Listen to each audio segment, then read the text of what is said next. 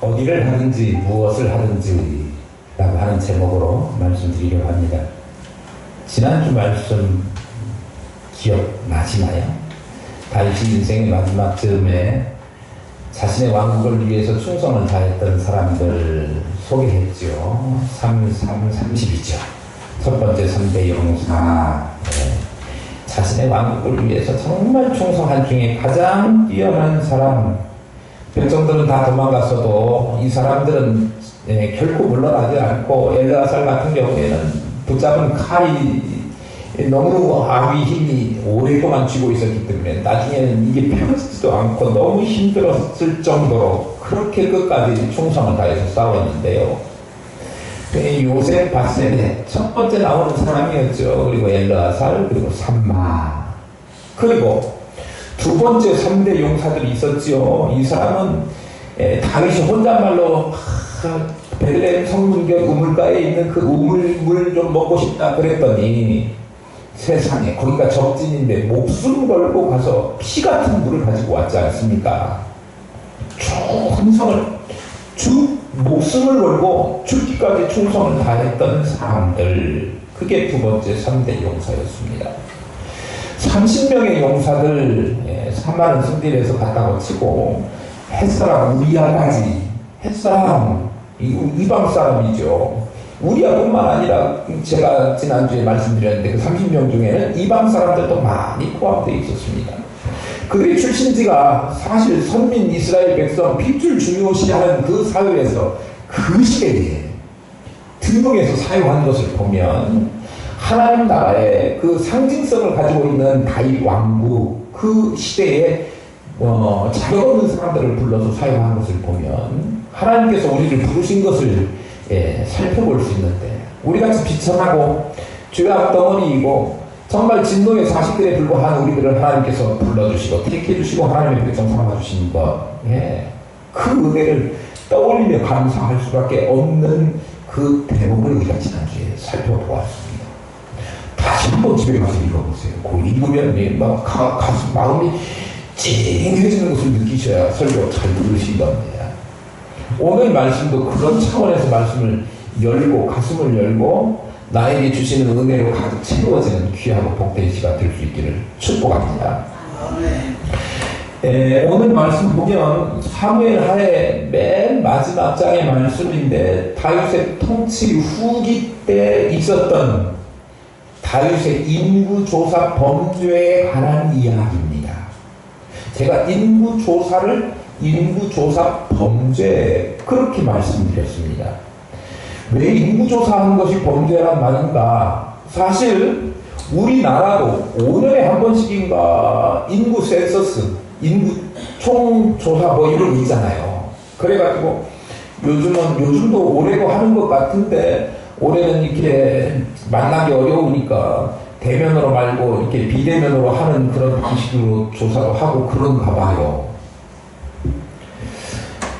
통계청에서 인구 총조사를 하는데 국민 총 인구가 얼마나 되는가, 그리고 세대별로 요즘 노년 인구가 많고 나이 어린 사람들 인구가 적잖아요. 엄청 적고, 그 다음에 학생 수도 몇 년 전에 비해서 막 5%가 확 줄었다네요. 그러니까 앞으로 이게 너무 걱정이다 뭐 이런 이야기를 하는데, 그런 조사들이 어떤 데서 나오냐 그러면 인구 총조사에서 나온다 그런 말씀이에요.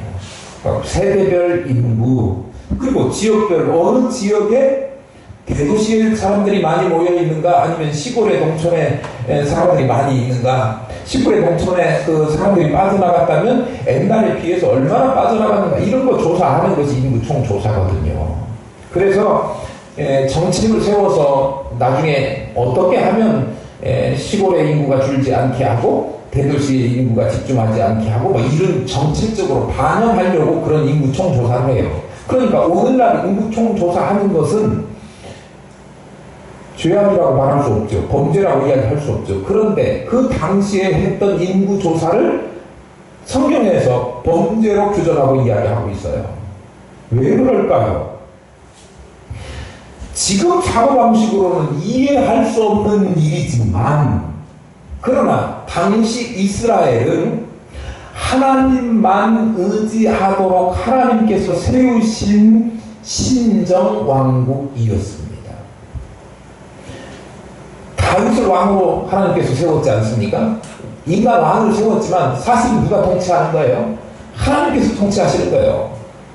그런데 하나님께서 통치하는 그 신정왕국이라고 하면 그 왕국을 세워주셨는데 그 왕이 다윗이 됐지 않습니까? 다윗이 출신이 좋아가지고 출신 성분이 좋아가지고 그가 왕이 돼서 원래 왕족이었습니까? 그렇지 않잖아요.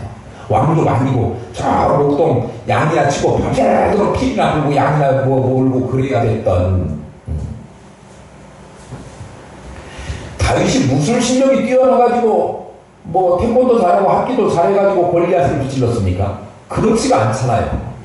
다윗이 골리앗이나 쳐들어왔던 블레셋이나 아람이나 뭐 이런 이방 족속들을 무찔렀던 것은 그가 무술이나 아니면 힘이나 능력이 출중했기 때문에 그런 일을 감행했던 것이 아니고 오직 하나님께서 그를 붙드시고 택하셔서 그에게 능력을 주시고 이스라엘에 쳐들어오는 적들을 물리치게 하시는 뭘 받은 거예요? 하나님의 능력 받아서 일한 거예요. 다윗 능력이 아니라 하나님의 능력으로 일한 거란 말이에요. 이스라엘이 지금의 이스라엘이 된 것은 다윗이 만들어 놓은 것이 아니라 하나님이 보고 주셔서 그렇게 된 신정왕국 이스라엘인데 다윗이 무슨 생각이 들었느냐 그러면 그 세월이 흘러나오는 동안 초반에는 이랬었는데 이렇게 부강하게 됐네 라고 하는 것을 생각해보고 내가 옛날에 처음 이 왕권을 맡았을 때만 해도 우리나라가 정말 힘들었었는데 이렇게 된 건 뭔가 좀 한번 비교해보고 숫자적으로 좀 파악해보고 그리고 다른 나라에도 우리나라 국력이 우리나라 국방력이 우리나라 군인이 얼마나 되는지를 좀 선포해가지고 남들이 감히 까먹지 못하게 그렇게 좀 한번 해봐야 되겠다라고 하는 생각이 들었던 거예요. 지금까지는 누구를 의지했어요? 하나님께서 힘주셔서 상대편 블레셋 이 하나님도 모르는 이 그런 이방 죄악된 사람들 뭐 이렇게 막 욕하면서 담대하게 그렇게 나와서 싸웠는데 하나님을 의지하고 나가서 싸웠는데 지금은 무슨 생각이냐 그러면 우리 군사를 이렇게 많은데 내가 저 사람들하고 싸우면 당연히 이기지 그런 생각으로 어느 사고방식이 바뀌었다 그런 말씀이에요. 처음에 돈 없어가지고 힘들고 고생할 때는 하나님 나에게 제발 우리 아들 학교 보낼 수 있는 경제력을 허락해주세요. 우리 전세금이 못 나가니까 전세금도 좀 하나님이 해결해주세요. 있는 데만 해결하면 하나님 잘 섬길게요. 그랬었는데 그건 해결되고 아팠을 때 이 아픈 것만 고쳐주시면 하나님께 정말 충성을 다할게요. 그랬는데 나중에 정작 아픈 거 해결되고 경제 문제 해결되고 그러니까 내가 노력 잘해가지고 경제도 해결되고 내가 건강관리 잘해가지고 치료 잘 받아가지고 다 고쳐준 것이다. 그렇게 생각하는 거 똑같은 거예요. 그렇게 되기 쉽잖아요. 그렇게 되기 쉽다고 동의해 주세요.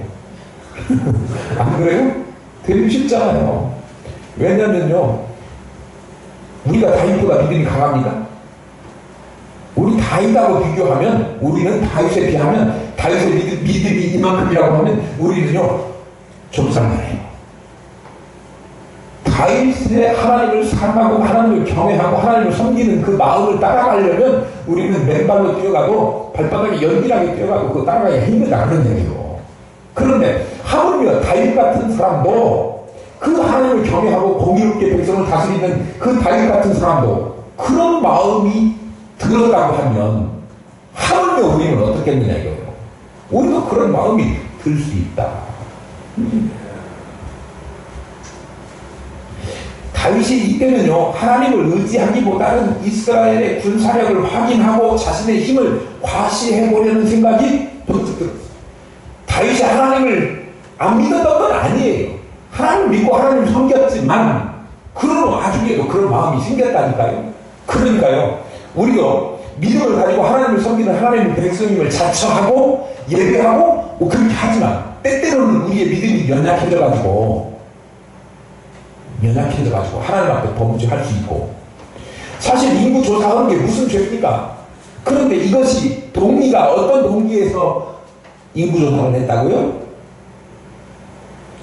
하나님을 믿는 믿음이 아니라 자기가 세워놓은 공을 조사해보고 자신이 가지고 있는 군사력을 의지해서 뭔가 앞으로 일을 해보겠다고 하는 교만한 마음, 그것을 자기가 충족시켜 보려고 인구조사를 했기 때문에 이것이 뭐가 됐다?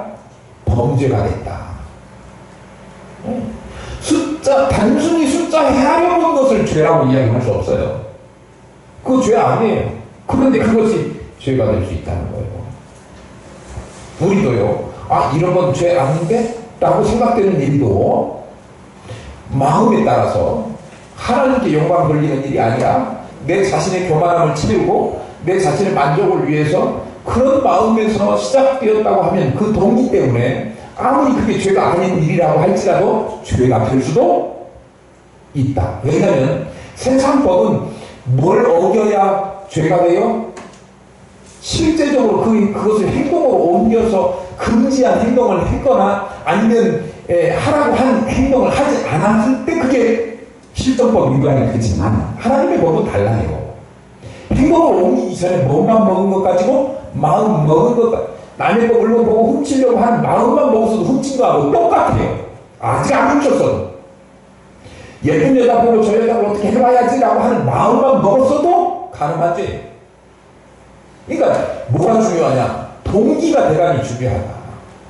마음 자체도 하나님께서는 헤아리신다. 그렇게 성경에 말씀하고 있지 않습니까? 다윗이 이때는 잠깐 해가지고 하나님을 의지하기보다는 눈에 보이는 자신의 군사력을 의지하는 마음이 더 컸어요. 하나님을 의지하는 마음도 있었죠. 그런데 군사력을 의지하는 마음이 더 커져가지고 예전에는 미약한 군사만 가지고도 말도 안 되는 무기, 그게 무기입니까? 물맷돌 가지고 골리앗 앞에 서다니요. 무기도 아닌 무기를 가지고 하고 싸움을 했다고 전차부대 앞에 쓴 거나 똑같은데요. 그런데도 하나님을 의지하는 그 믿음 때문에 승승장구하고 오늘날 부국 강병을 이루었는데 일순간 하나님의 주권적인 은혜를 잊어버리고 그리고 자신의 교만함에 빠져가지고 성군이라고 하더라도 그런 인간적인 연약함을 가질 수밖에 없다.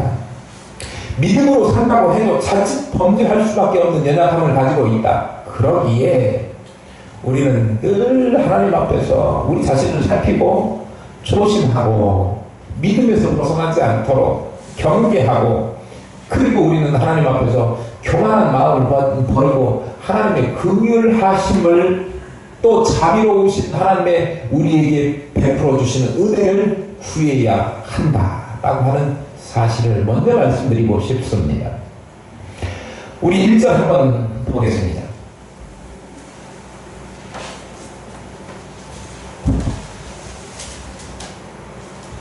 여호와께서 다시 이스라엘을 향하여 진노하사 그들을 치시려고 다윗을 격동시키사 가서 이스라엘과 유다의 인구를 조사하라 하신지라. 1절을 있는 그대로 문자 그대로 우리 이해하자면 인구조사가 죄인데 하나님께서 다윗에게 인구조사를 하도록 하셨어요. 격동시키다라고 하는 이야기는 영어로 인사이트인데 이게 뭔 뜻이냐면 자극시키다, 그런 말이에요. 인구조사를 하도록 하나님께서 다윗을 자극시켰다 그런 이야기예요. 왜 하나님께서 인구조사를 하도록 다윗에게 자극시켰을까요? 이유는 거기 1절에 분명하게 밝히고 있습니다. 이스라엘에 대하여 다시 진노하셔서입니다. 그래서 이스라엘을 징계하시려고 다윗에게 인구조사의 마음을 격동시키게 하신 것입니다. 이스라엘이 다시 죄를 범했다 그러니까 뭔 죄를 범했는지는 모르지만 구체적으로 알 수는 없어요. 그런데 우리 사상이 보면 그 범죄 패턴이 있지 않습니까? 하나님께 징계를 받으면 다시 회개하고 돌아와가지고 하나님 잘못했습니다 막 그래가지고 또 회개하고 좀 지나면 또 범죄하고 인간이 그렇잖아요. 이스라엘도 역시 마찬가지다 그런 얘기. 이스라엘이죠. 하나님께서 긍휼을 베풀어 주시고 구원하셨는데 그거 잊어버리고 또 범죄를 저질렀는데 제가 볼 때 그 다윗 시대에 어떤 다시 범죄를 저질렀다라고 하는 것을 구체적인 사건으로 꼽으라고 한다면 제 생각에 성경에 밝히고 있지 않으니까 잘 모르지만 아마도 이걸 빗대놓고 이야기한 것 같아요. 이스라엘 전체가 범죄한 일이 뭐 있습니까? 하나님께서 다윗을 이스라엘 신정왕국의 왕으로 세웠죠. 하나님께서 세우셨어요. 동의하시죠? 그런 백성들이 하나님께 세우신 다윗을 거부하는 사태가 일어났어요. 그리고 누구 세웠어요? 자기들에게 인기로 영합한 아들 압살롬, 좋은 말로 입 바른 소리로 성문 앞에 앉아가지고 사람들 꼬시니까 거기에 다 올라오는 거 그랬어요. 하나님께서 세우신 다윗을 배척했어요. 뭐하고 똑같아요? 하나님 배척한 거고 똑같아요. 잘 명심하시면 좋겠어요. 하나님께서 세우신 종들에게 함부로 하면 절대 안 된다. 기억하시기 바라요. 하나님께서 세우신 다윗을 배척하고 다시 그들이 압살롬을 왕으로 세워갖고 막 반란을 일으켜서 다윗이 쫓겨가는 그런 사태가 벌어지지 않았습니까?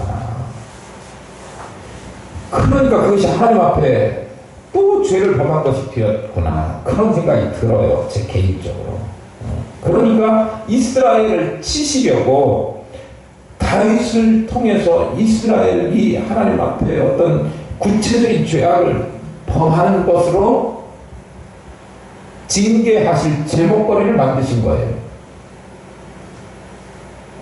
그래서 하나님의 은혜를 망각하고 다시 죄를 범했을 것이기 때문에 그들에게 징계하시려고 인구조사를 하도록 격동시키셨다. 인사이트 하셨다. 자극시키셨다.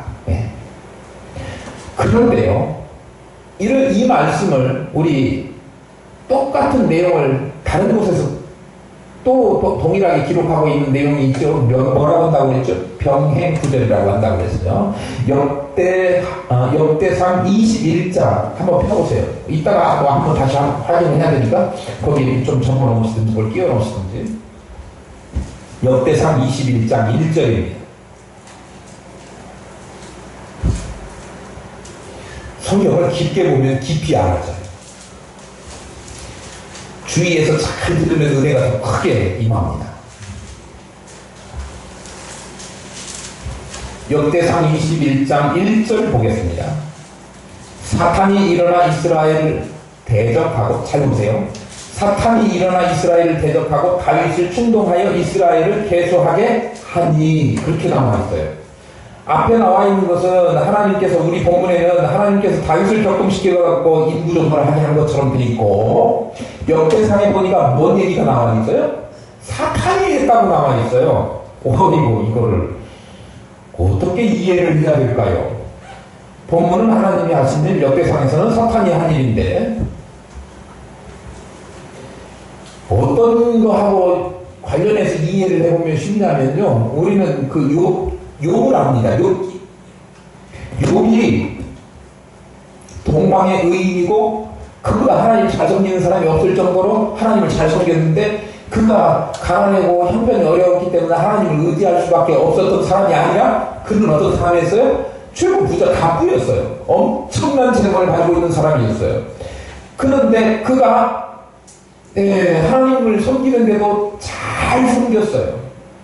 그러니까 사람이 부자니까 하나님 잘 섬기지, 먹고 살만하니까 하나님 섬기는 거지, 그렇지 않으면 하나님을 배반하고 욕하고 떠날 겁니다. 한번 시험해봐도 되겠습니까? 그러니까 하나님께서 허락하셨어요.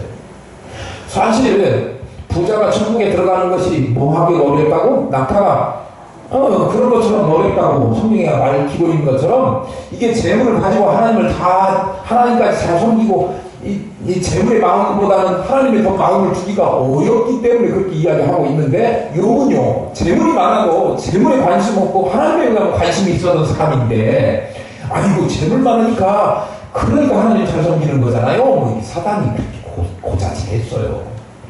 그러니까 하나님께서 욥의 생명만은 손대지 말고 한번 해봐라. 그의 믿음이 어떤가. 어떻게 했어요? 사단이 그에게 시험하도록 어떻게 한 거예요? 허용하셨어요. 그런데 또 그런 거 있잖아요. 애굽에서 이스라엘 백성들을 구원하셔야 되는데 바로가 이스라엘 백성들을 그냥 팍 내주면 좋겠지만 안 내주게 하신 것은 왜 그래요? 하나님께서 애굽을 치시려고 이놈이 강탈 부리고 앙탈 부리고 고지 부리고 안 내주게 하게 만드신 거예요. 그런데 문제가 있어요. 하나님께서 사단을 통해서 허용하신 거잖아요. 그러면 그거 하나님이 사단에게 허락하신 거니까 하나님이 잘못이거나 사단이 잘못이지 그 사람은 잘못이 아니네? 이렇게 생각. 오늘 본문에 보면 하나님께서 사단에게 허락하신 것이고 그리고 그 이의 책임은 하나님이나 사단이 져야지 바이오책에 책임이 있는 건 아니네? 그렇게 생각하기 쉽잖아요. 그럼 그렇지 않아요. 히브리 사람들은요 어떤 생각이냐 그러면 누가 허락하면 그 일을 허락한 사람이 일을 한 것처럼 돼요. 그러니까 오늘 본문처럼 하나님이 욥을 격동시켜가지고 그가 인구조사를 하도록 한 것이다 그렇게 한 거예요. 너무 어렵게 설명하나요? 제가 이해를 시켜. 우리 아버지가요 엄청 뭘 잘 고치십니다. 그래가지고 돌아가셨지만 예전에 뭘 고치고 만들고 그래요. 제가 그 피를 물려가지고 이게 손재주가 조금 많지는 않고 조금 있는데 옛날부터 제가 이렇게 우리 아버지 따라가지고 우리 아버지가 못으로 뭘 만들면 옆에 가서 못을 피기도 하고 뭘 고치면 드라이버 갖고 장난도 하고 놀기도 하고 그러면서 이제 눈으로 여기 봤거든요. 우리 아버지가 예전에는 그 전기장판 요새는 뭐 전기장판 10,000원 주도 조그만 방석 같은 거 사고 그러는데 그 당시는 귀했어요. 그러니까 전기장판을 본인이 만들었어요. 이야, 안 놀래시네요? 전기장판을 만들었다니까요. 공장도 아닌데, 목사님이. 근데 어느 날 관계상에서 연기가 모락모락 났어요. 전기장판에 불이 붙은 거죠.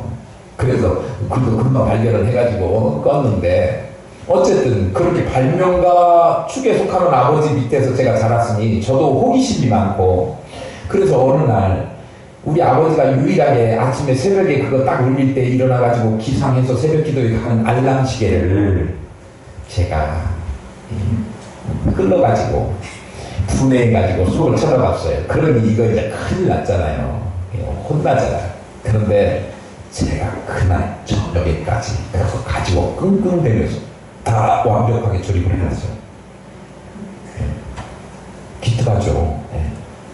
그러니까 우리 아버지가 대단한데?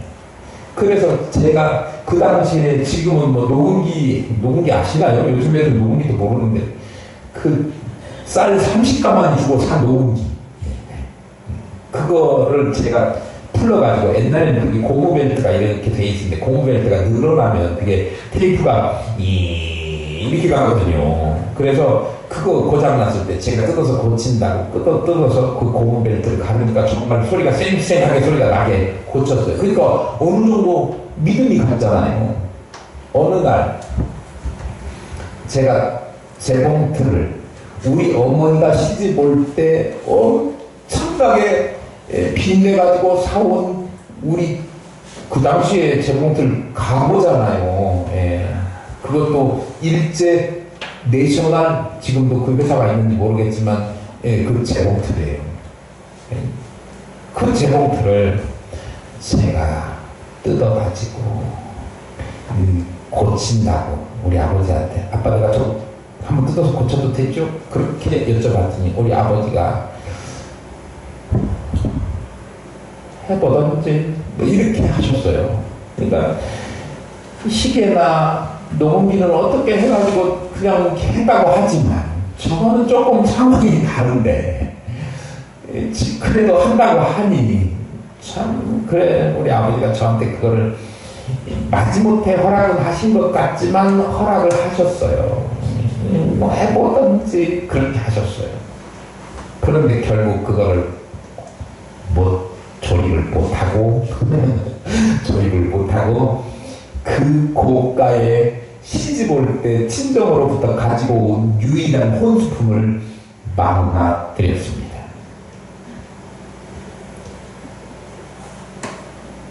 그런데 저는 우리 어머니에게 뭐라고 이야기했을까요? 아버지가 하라고 그랬어. 그런데 아버지는 거기에 손도 안 댔어요. 누가 고장냈어요? 제가 고장냈어요. 제가 한 일이에요. 제가 잘못한 일이에요. 예. 히브리 사람들 사고에는 허용했으면 그 허용한 사람이 시킨 것처럼 되지만 실제적으로 그 일을 행한 사람은 다윗이요. 그러니까 인구조사의 책임이 하나님께서 허용하셨다고 해서 누구에게? 하나님께 있는 것은 아니에요. 인간에게 하나님께서 자유의지를 부여하셨는데 자유의지는 선과 악을 택할 수 있는 자유이지요. 그런데 선을 택하면 선을 택한 결과에 대한 보상을 받게 되는 것도 본인이고 택한 사람이고 택한 당사자이고, 그리고 악을 택해서 죄를 저지르게 되면 그것 죄를 저지른 죄에 대한 책임도 그것을 선택해서 행위를 한 본인의 책임인 거예요. 자유의지를 만들어서 자유의지를 부여한 하나님에게 그 책임이 돌아가지 않는다라고 하는 사실을 기억하셔야 됩니다.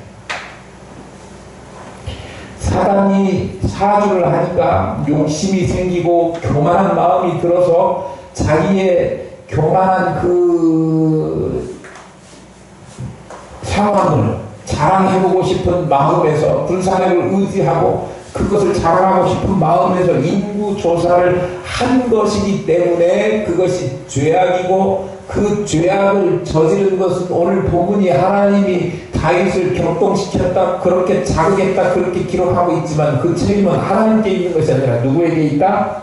다윗에게 있다. 우리도요, 무슨 일을 해놓고 다른 사람들에게 잘한 것은 내 탓이고 잘못한 것은 남 탓이다 이렇게 전가하는데요, 그러지 마시기를 바라요. 자기 책임을 반드시 인정하고 잘못한 것은 잘못했습니다. 인정하셔야 됩니다. 사람들에게도 마찬가지고요, 하나님께도 내가 잘못한 것입니다를 분명하게 고백하셔야 돼요. 그래야 하나님의 긍휼하심과 자비를 받을 수 있게 되는 거예요.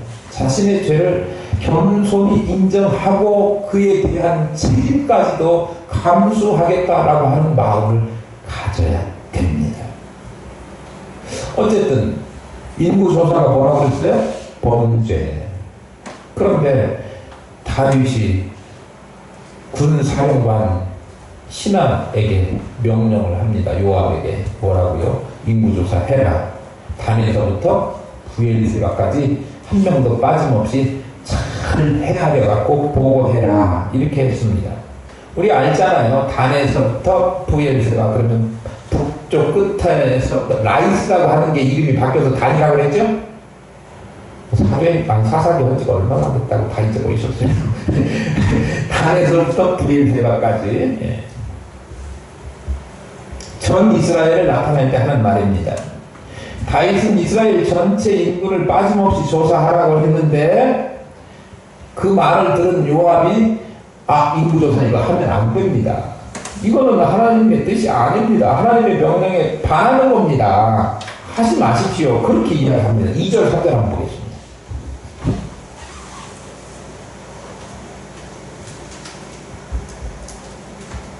이에 왕이 그 곁에 있는 군사령관 요압에게 이르되 너는 이스라엘 모든 지파 가운데로 다니며 이제 단에서부터 부엘세바까지 인구를 조사하여 백성의 수를 내게 보고하라 하니, 요압이 대답한 말, 요압이 왕께 아뢰되 이 백성이 얼마든지 왕의 하나님 여호와께서 100배나 더하게 하사 내 주 왕의 눈으로 보게 하시기를 원하나이다. 그런데 내 주 왕은 어찌하여 이런 일을 기뻐하시나이까 하되. 인구조사하라고 하는 다윗의 명령에 요압이 그러면 안 됩니다라고 거부해요. 적절하지 않다고. 예. 하나님께서는 얼마든지 백성을 100배나 더하게 하실 수 있는 전능하신 하나님이신데, 하나님께서 하시는 것을 보고 믿음으로 기다리고 바라봐야지. 지금까지도 인도해 주신 하나님, 그 하나님을 우리가 더 신뢰하지 못하고 인간적으로 계산해가지고 우리가 뭘 해보겠다고 그렇게 인구조사를 하라고 하십니까? 라고 하는 뜻이에요. 그 말이. 그게 하나님께 죄 짓는 것인데 어찌하여 인구조사를 해가지고 그것이 좋은 결과를 가져오리라고 기대하십니까? 그 말입니다. 그러니까 요압의 말 속에는 다윗이 인구조사를 하려고 하는 의도를 이미 그가 알았음을 알 수 있지요. 그래서 요압이 그 의도를 알고 그거 그렇게 하면 안 됩니다 그렇게 이야기했는데, 요압의 말은 옳은 말이에요. 전능하신 하나님 앞에 사람의 많고 적은 것이 문제가 됩니까? 기도원이 바다에 모래알처럼 많은 미디안 연합군하고 상대할 때 많은 사람들이 처음에 모였을 때 그 사람들 다 털어내고 몇 명만 남았어요? 300명만 남았어요. 300명 대 바다에 모래알처럼 많은 기도원이 미디안 연합군하고 대항해서 싸우는데 누가 이겼습니까? 기도원의 300명차가 이겼지 않습니까? 수적으로는 전혀 비교해볼 수 없는 상대인데도 불구하고, 수적으로는 계산이 안 나오는 상대임에도 불구하고 그들을 싸워서 이기게 하신 하나님. 그 아수르 왕 사데립이 쳐들어왔을 때도 마찬가지예요. 그가 18만 5천 명에 이르는 강력한 국대를 쳐들고 거느리고 왔는데, 이스라엘 사람들은 우리 이제 다 죽었다, 우리는 박살났다, 끝장났다라고 생각하는 그때에 하나님께서 한 번 치시니까 하루 저녁에 그냥 18만 5천 명에 이르는 군사하고 다 전멸하고 말았던 일을 우리는 볼 수 있습니다. 그러니까 숫자로 싸워가지고 이긴 것이 결코 아니에요. 하나님의 전쟁은 숫자 계산이 아닌 거예요. 세상의 수치나 내가 옛날에 싸워봤는데 300명 데리고 나가서 싸우는 것은 어림도 없어, 이렇게 생각하는 그들의 경험에 대한 이야기, 그것이 하나님께도 그대로 적용된다라고 생각하면 틀린 생각입니다. 그래서 저는 용기가 있어요. 지하에 한 30평 되는 조그마한 교회에 20명 모이는 성도들이 있어도 하나님 숫자로 하나님의 일을 감당케 하시는 것이 아니라 하나님의 능력을 믿고 의지하고 하나님만 바라보고 나가는 그들에게 하나님께서 승리를 안겨주시고 그들에게 최고의 영광을 주신다고 하는 사실을 성경을 통해서 우리는 저는 확실히 믿을 수 있기 때문에, 그래서 제가 큰 소리 뻥뻥 치는 겁니다. 그냥 큰 소리 치는 게 아니라 하나님께서 성경에 기록한 전례를 우리에게 남겨주셨기 때문에 믿음을 가지고 가는 거예요. 하나님께서는 하루가 1000년 같고 하나님께는 1000년이 하루밖에 느껴지기도 하신단 말이에요. 그러니까 아무리 많은 것도 하나님께서는 작은 것이 될 수 있고, 아무리 작은 것도 하나님의 손에 붙잡히면 어떻게 되는 거예요? 크게 될 수도 있고. 제가 헌금 기도하면서 아까 오병이어의 역사, 우리 작은 것이지만 그렇게 하나님께서 역사하셔서 우리가 부족함이 없도록 우리 교회가 하나님의 사업을 하는데 부족함이 없도록 하나님께서 만들어 주십시오 라고 기도했는데, 그 오병이어가 뭡니까? 물고기 5마리, 5개, 떡 2개, 거꾸로 이야기네요. 뭐죠? 물고기 2마리, 보리떡 5개. 그거 가지고 남자만 5,000명. 보통 딸린 가족까지 옛날에 더 많았겠지만 4명, 3명 더 딸린다고 이야기하니까 4배 정도 이야기하거든요. 그럼 2만 명이나 되는 사람들이 그때 다 먹고, 말도 안 되죠. 어린 소년 도시락 하나분에 해당하는 거예요. 점심 한 끼 먹을 거 물고기 2마리 보리떡 5개. 그런데 그것을 가지고 5,000명이 먹고 남아가지고 남자만 5,000명 먹고 남아가지고 다 합치면 2만 명 정도가 먹고 남아가지고 12광주가 남는 이거 계산도 이상한 계산이 나올 수밖에 없는 일을 누가 하셨다 그러면 주님께서 하셨다는 얘기예요. 사람들 계산으로는 도무지 할 수 없는 계산인데 하나님은 그 일을 실행하셨습니다. 나는 성경에 기록된 이 이야기가 그냥 우리를 듣기 좋으라고 우리를 마음속에 위안받으라고 그냥 풍선 효과 좀 막 뻥뻥뻥 집어넣으려고 그렇게 해준 말씀이라고 생각하지 않아요. 실제로 기록된 말씀, 실제로 있었던 말씀이에요. 하나님의 능력의 말씀이거든요.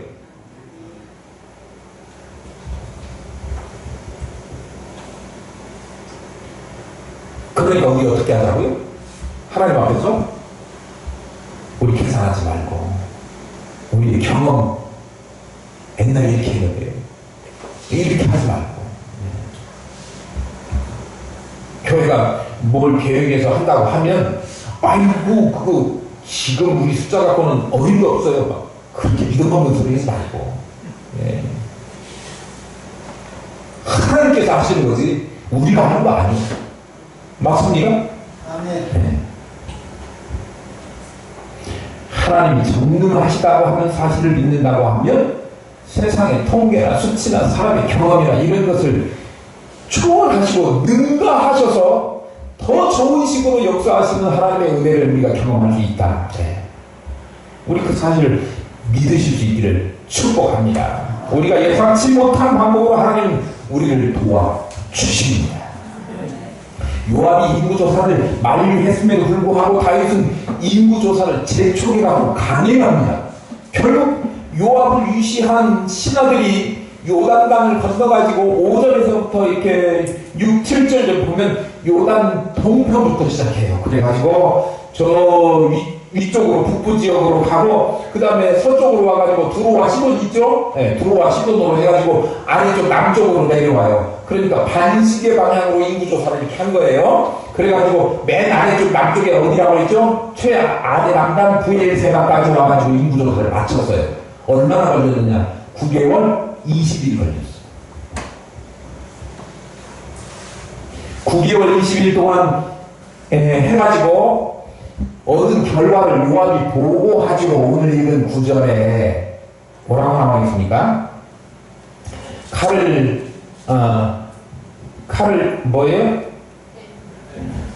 오늘 9절에 보니까 칼을 빼는 담대 한 자가 80만 명, 유다 사람이 50만 명. 칼을 빼는 담대한 자는 공통이고요. 이스라엘과 유다 사람들도 그렇게 되는데 지난번에 따로 분류해서 한 이유를 제가 말씀드렸죠.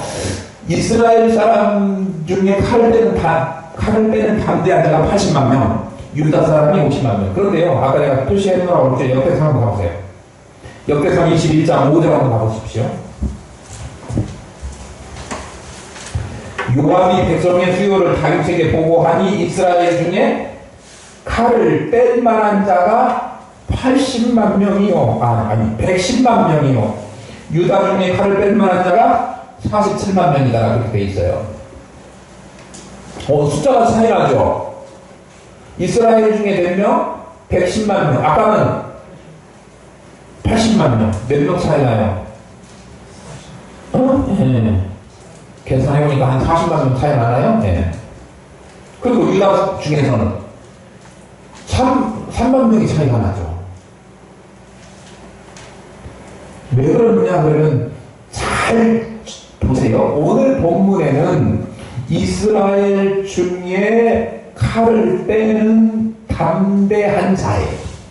그러니까 칼을 뺄 수 있는, 싸움을 치룰 수 있는 연령대 중에 담대한 사람들, 실제 전투에 투입될 사람들, 그러니까 뭐예요? 정규군.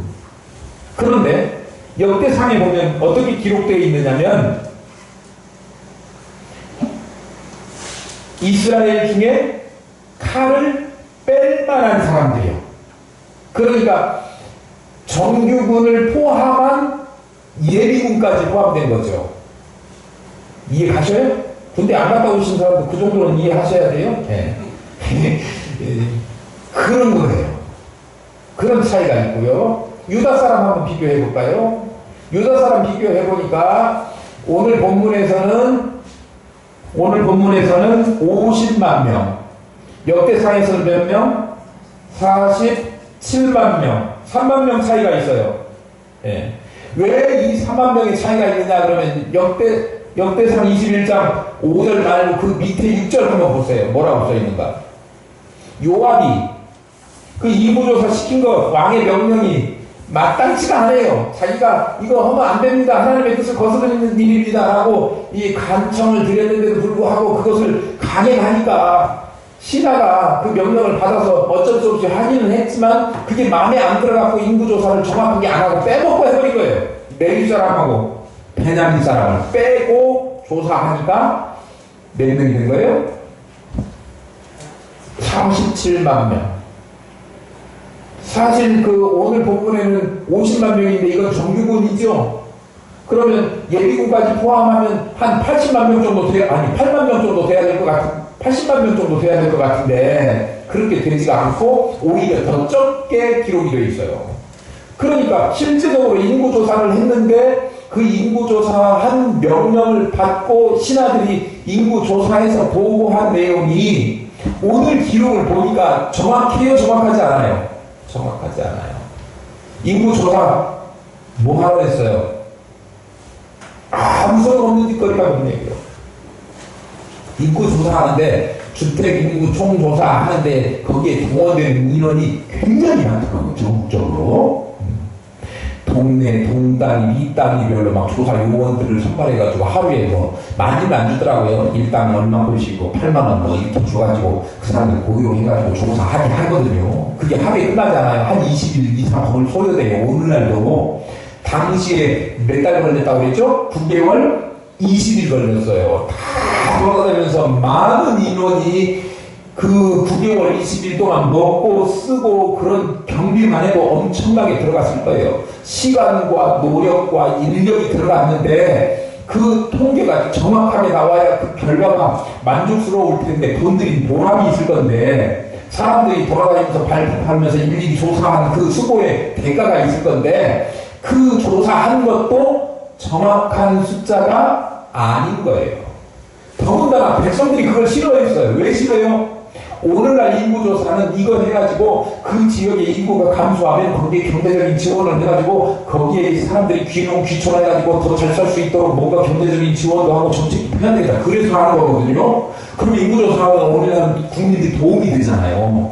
그런데 옛날에는 뭐 했냐면 인구조사하면 대개 인구조사하는 이유가 뭐냐 그러면 인구조사 해가지고 세금 거두려고 그리고 전쟁 났을 때 뭐 하려고 군인들 데려가려고 그리고 국가에서 뭔 성이나 이런 것들을 건설할 때 뭐 시키려고 노역시키려고 그래서 파악하는 거예요. 그러니까 그거 했다 오면 아 뭔가 하는구나. 이제 우리 군대를 누구를 보내든지 아니면 세금을 내든지 또 뭐예요? 일어나야 되는구나. 이런 생각이 드니까 그거 찬성할 사람이 아무도 없잖아요. 국민들의 지지도 떨어졌어요. 오늘 지지율 떨어졌다 이거예요.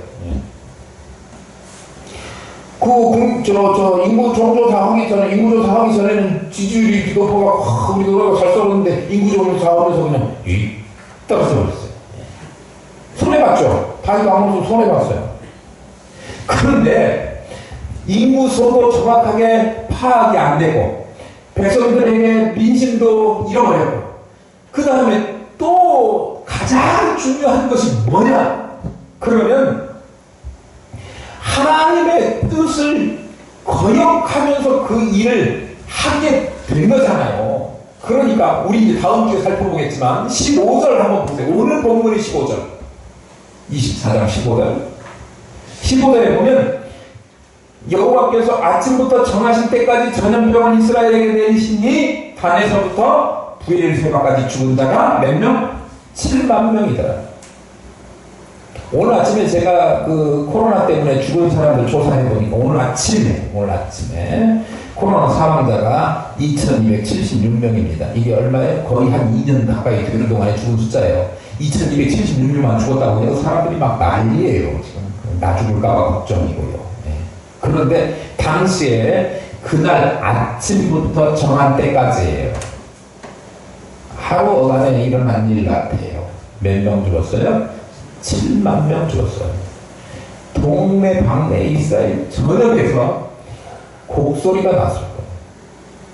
오늘날로 말하면 뭐 미국에서 한꺼번에 막 몇만 명이 죽으니까 그거 시신 처리 못해가지고 섬 하나에다가 또 울통 갖다가 막 관도 없이 그냥 다 몰아가지고 합동해서 묻지도 못하고 매장도 못하고 그냥 버리진 상태로 그렇게 했다고 그런 이야기 있었잖아요. 네. 그런 형태인 거예요. 민구 조사해가지고 백성들이 얼마나 많은가 그거 자기가 만족스럽게 이기고 다른 사람들에게 자랑하고 싶고 막 그런 교만함 때문에 그거 조사를 했는데 결국 인구 조사해갖고 인구가 더 늘어난 것이 아니라 인구 조사해가지고 인구가 더 확 줄어버렸어요. 하나님의 징계를 받게 되고 얼마나 잘못된 거예요. 그러니까 하나님의 뜻, 하나님의 섭리, 하나님에 의해서 이 나라가 다스려진다라고 하는 하나님의 권능을 인정하지 않는 그런 마음으로 하나님의 곁을 떠났기 때문에 다윗이 받은 그 손해라고 하는 것은 인구조사를 통해서 엄청난 손해만 볼 수밖에 없었다. 저 그 말씀 드리고 싶은 거예요. 우리가 무슨 일을 하면서 하나님 떠나서 잘 될 것 같다. 아이 뭐 이거는 내가 생각해보니까 이거 하면 될 것 같아. 잠깐 하나님 눈 감아 주실 거야. 뭐 잘못된 거라도 이것만 하면 그 다음부터 하나님 잘 섬기지. 이렇게 생각하고 하나님 떠나서 뭔 일을 한다고 하면 잘 될 것 같지만 결국은 이쪽도 손해 저쪽도 손해 앞으로도 손해 뒤로도 손해 다 손해라는 거예요.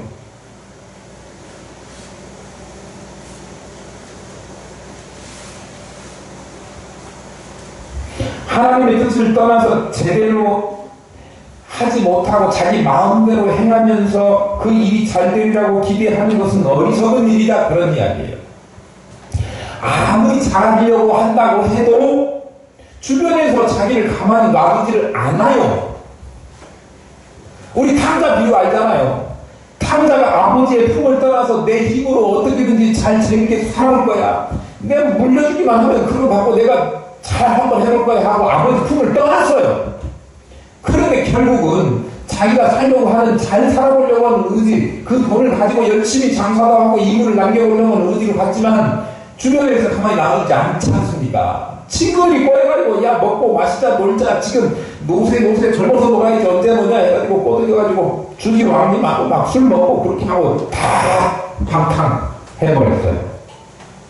방종에 빠져서 시간과 재물을 다 낭비해버렸습니다. 결국 그가 모든 것을 잃어버리는 인생이 나보다가 됐다 그런 얘기예요.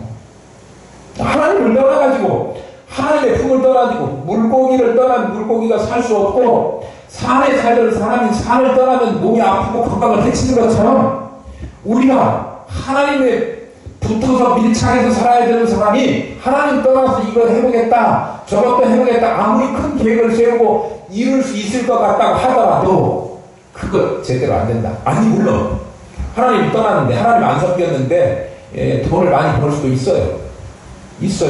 근데 하나님을 떠나서 돈을 잘 벌고 잘 풀렸다라고 생각할지는 모르지만 이 땅에서의 그 누리게 되는 잠깐의 유익함 그것이요 앞으로 장래의 영원한 생명과 관련되는 그거에 있어서 완전히 담보받지 못하고 그때 가서는 후회하고 땅을 칠 것인데 저는 이걸 포기하고 저것 받으랍니다. 저것 포기하고 이걸 받기 위해서 하나님을 떠나는 어리석음을 범하지 마시기를 바랍니다. 내세와 미래를 보장받을 수 없는 이 땅에서의 순간적인 그 만족, 이득, 그것이 하나님을 떠난 결과라고 하면 우리는 그거에 욕심내지 말기로 하기로 해요. 마음 두지 말기로 하십시다. 헛된 세상 일에 매여서 그거에 공을 들이기보다는 하나님과 하나님의 일을 더욱 힘쓰는 사람들 되고, 하나님께 소망을 두고 행하는 일 결코 망하지 않고 헛되지 않다고 하는 사실을 우리가 기억하면서, 때때로 이 땅에 살면서 우리가 수고한 대가를 다 얻지 못한다고 하더라도 하나님께서는 하루에 실려한 것과 또 수고한 이 수고를, 우리의 땀을, 눈물을 하나님 결코 잊어버리지 않으시고 우리에게 갚으실 때 더 좋은 것으로 갚아주시는 그 하나님을 우리가 확실히 붙잡고, 하나님 떠나지 말고, 믿음 떠나지 말고, 모든 일을 하면서 믿음으로 하나님의 뜻에 비추어서 결정하시고 결단하시고 행하시는 저와 여러분 될 수 있기를 축복합니다.